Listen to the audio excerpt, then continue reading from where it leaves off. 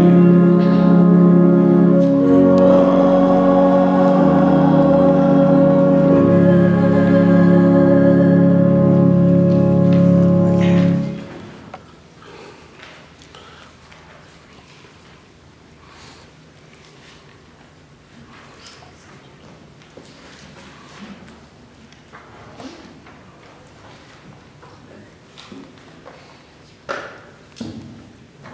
good morning.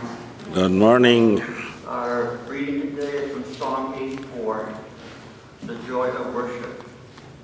Lord God, all-powerful, your temple is so lovely. Deep in my heart I long for your temple. And with all that I am, I sing joyful songs to you. Lord God, all-powerful, when King and my God, sparrows find a home near your altar. Sparrows build nests there to raise their young.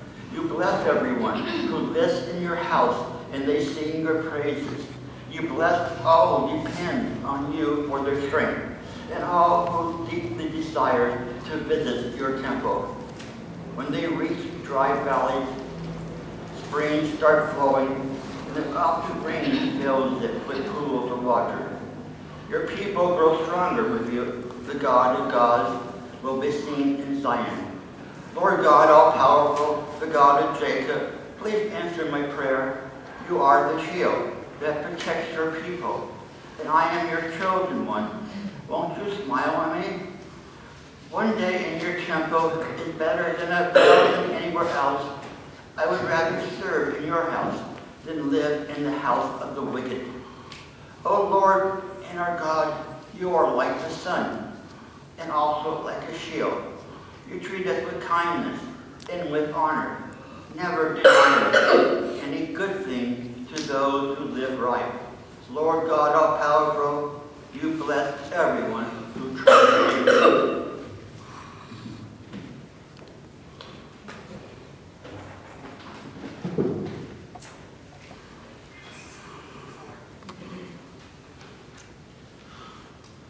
The writer of this psalm is imagining what it would be like to be with God, even though he knows or she knows that they're with God.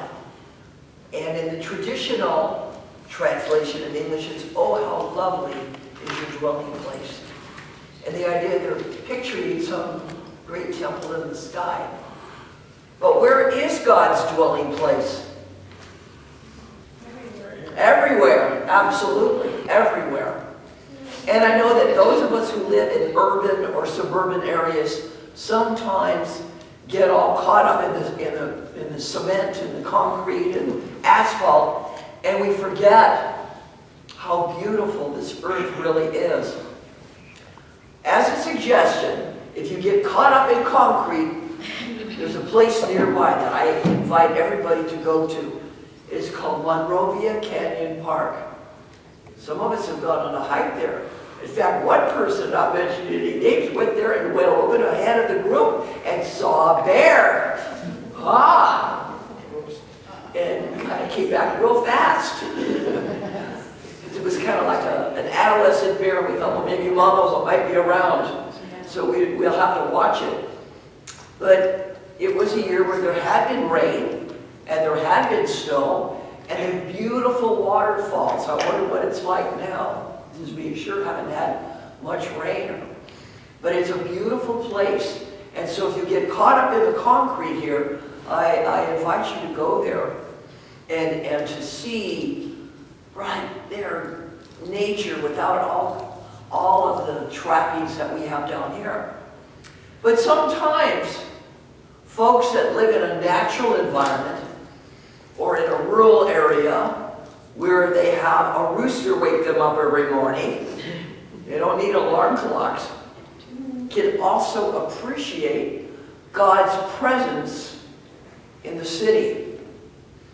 When I was doing my ministerial internship in Long Beach, I met a woman whose husband was killed in an auto accident. She had 2 small children. She was as poor as they come.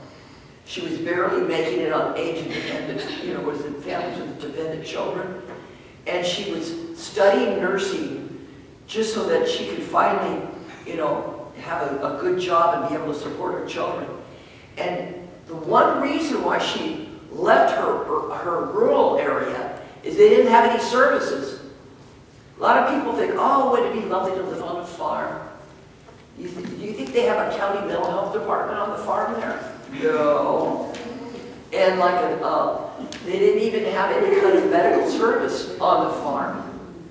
And you'd have to go far, far away to get those kind of services. And like when I was working in a very rural area, my first teaching job, I had a boy in my class who really could stand some mental health, but there was nothing. There was nothing there for him. Beautiful place, lots of trees and birds and open spaces, but not any services. Well, this young mom was so grateful, and she expressed to me how she really felt God's presence there in Long Beach, right in the heart of the city. That there was a social welfare system. They were actually stamps, little coupons, the food stamps, and that helped her. She had all kinds of financial aid at school so that she could complete her program, and she knew that she was well on her way to supporting her young children. So, you know, just to say that you have to go off somewhere to experience God's presence is really wrong. Hopefully we're experiencing God's presence right here and now. And I know when we have issues in our lives and we have conflicts in our lives, it's kind of difficult. But no matter who we may be having a conflict with, especially if it's a family member, because who gets on our nerves the most? People that live with us, right? Or people that are our close relatives. I mean, how many conflicts do you have with your next door neighbors? With somebody in your house? Oh my gosh. It takes somebody close to really get on your nerves. And they're so good at it. Right? Oh yes, they are. But I was thinking in my own life, I used to do the pity party. If my mom weren't so mentally, how do I put it politely? She was very emotionally disturbed. And she would fly off the handle for just about anything. And she never would ask anybody for any kind of help. She could do it herself because that's the way she was brought up. And when I was a little bit older and on my own, I thought, oh, if I didn't have a mother like that, what if I had a normal mother? What's a normal mother? Does anybody know what a normal mother is? I don't think I know her. Or what about a normal dad? Is there such a thing? I don't think so. When you're a kid, they're all weird, right? Yeah. So you wish you had this normal mom and this normal dad, right? And you forget that God created your not-so-normal mom and your not-so-normal dad. And they're probably trying to do the best they can, even though it angers you sometimes. But you know, if it weren't for my emotionally disturbed mother, I wouldn't have been able to teach emotionally disturbed young people for 15 years. Most people don't even last a semester because they're there pushing every single button. You're ugly. You're stupid. This class. Blah, blah, blah, blah. I'm not going to use those words. But you know what they were thinking. Yes, you do. And because I didn't have the most normal mother, as I interpreted things, I was able to do this and thrive and not go crazy like a lot of people do. I've seen teachers actually run out of their classroom and say, you can take this job and, yeah, because the kids are crazy and they're mean and they say all kinds of ugly things to you. How do you feel God's presence when you're in a state of conflict? How do you feel God's presence when things aren't going exactly right? Let's not forget that God created each and every one of us with all the blemishes and warts and whatever we have. And they're in our lives for a reason. Maybe it is to challenge us. If we were stinky little kids, we have a kid that really is trying. Aha! God got you, huh? Your little challenge. Your little fancy word, nemesis. Right? Nemesis. That's the one. That's the kid you deserve. Right? Because of the way you were when you were a child. Yeah. The thing is, God's dwelling place is everywhere. God's dwelling place is right in the heart of emotional drama. God's dwelling place is out there when you look up at the sky and see the clouds and think, oh wow, isn't this beautiful? God's dwelling place is with those beautiful little birds in their nests. God's dwelling place is with your crazy parents and your crazy kids. God's dwelling place is even right here. Do you feel God's presence?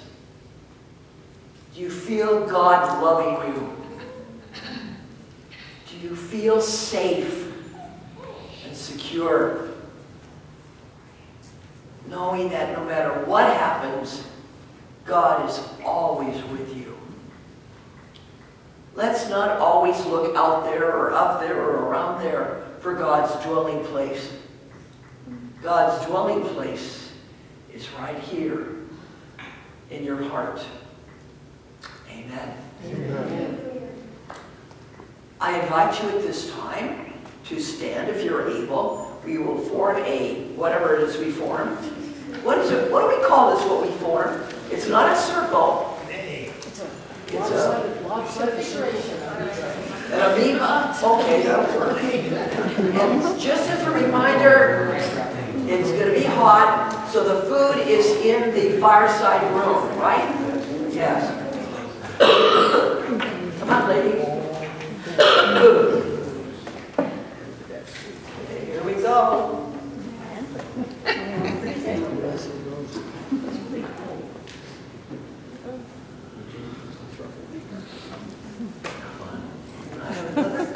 And we're now connected.